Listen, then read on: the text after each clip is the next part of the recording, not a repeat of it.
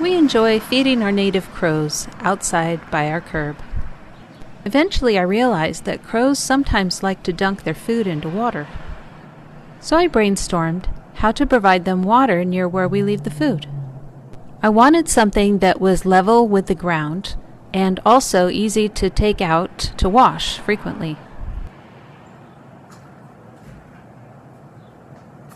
So it had to be in two parts, something to keep the dirt out and the bowl itself.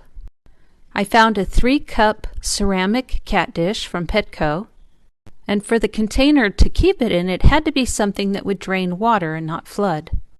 Luckily, I found a flat-sided, flat-bottomed colander on Amazon. Then I dug a hole for the colander and filled it up with enough sand to lift the water bowl up to the level of the dirt. From time to time I have to clear it out of gravel that's fallen in and peanut shells that have been cached inside. I also added a drip irrigation emitter to it to add water to it when the irrigation runs. And now it is super easy to pull the bowl out and wash it and refill it and put it back.